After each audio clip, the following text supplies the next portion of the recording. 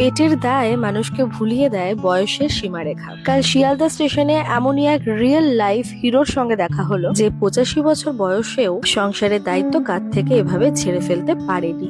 তুমি লক্ষ্মী ভাঁড় বিক্রি করো? কত? সে আমাকে খুব সন্তর্পণে উত্তর দিল 50 টাকা, যারা একটা বিশাল অঙ্কের টাকা আমার থেকে দাবি করে বসেছেন। 50?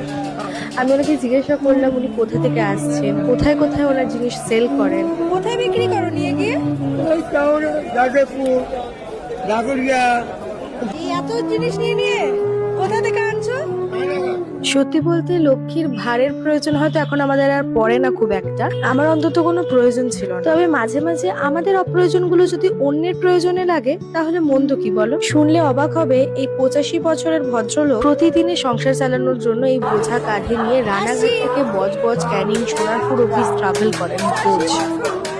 কিছু কিছু মানুষ মন ছুঁয়ে যায় তার কর্ম এবং ব্যবহারের দ্বারা। উনি চাইলে অনায়াসে ভিক্ষা করেও দিন যাপন করতে পারে, সেটা ভেবেই 50 টাকার গোল্লাক আমি 100 টাকাতে কিনেছি, বাট আমার মনে যেন কিছুতেই শান্তি হচ্ছিল না। এই মানুষটা আমার মনে যে দাগটা কেটে গেল সেটা খুব অদৃশ্য হলেও ভীষণ ভাবে গভীর। আমার মন মানলো না 100 টাকা ওনাকে দিয়ে। মনে হলো এর থেকে আরেকটু বেশি সামর্থ্য ভগবান আমাকে দিয়েছেন, আর সেটাকে কাজে না লাগালে তিনি আমার উপর অসন্তুষ্ট হবেন। ওনার সাথে বেশ কিছুক্ষণ কথা বলে এটা তো বুঝতে পারলাম যে ওনার বাড়িতে সবাই রয়েছে, কিন্তু এই মানুষটা কারোর অনুগ্রহে বাঁচতে চায় না। আমি জানি কিছু কুরুচিপূর্ণ মানুষ এটা নিয়েও বাজে মন্তব্য করবেন, তাদের মনে হবে ক্যামেরা অন করে কেন আমি দান করছি।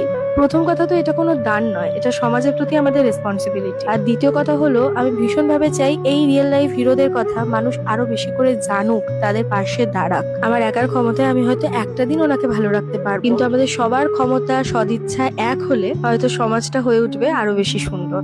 আর মজার বিষয় কি হলো জানো, এই যে গুল্লাকটা আমি নিয়েছি সেটা আমার কখনোই কাজে লাগতো না, হয়তো বাড়ির এক কোণে পড়েই থাকতো। এই হলো আনিতাও আমাদের সামনের ফ্ল্যাটেই থাকে। ও অলরেডি মাকে বলে রেখেছিল এরকম একটা গুল্লাকের কথা, যেটা মা আমাকে বলতে ভুলে গিয়েছিল, কিন্তু কোন টানে কিসের নির্দেশে আমি এটা কিনে আনি। এবং এটা দেখার পরে অনিতা এক্সাইটেড হয়ে গিয়ে বলে, দিদি তুমি মনে করে কিনে এনেছো? আমি তো অবাক হয়েছি, সাথে মাও অবাক হয়ে গেছে। মা বলো তোকে তো আমি বলিনি, তুই কিনে আনলি কি? আমি জানি না এটা ভগবানের কোন নির্দেশ, বাট এই হ্যাপি এন্ডিংটা তোমাদের সঙ্গে শেয়ার না করে আমি থাকতে পারলাম। আজ আমি দুজনের মুখের হাসির কারণ হলাম, এর থেকে বড় ব্লেসিংস আর কি বা হতে পারে।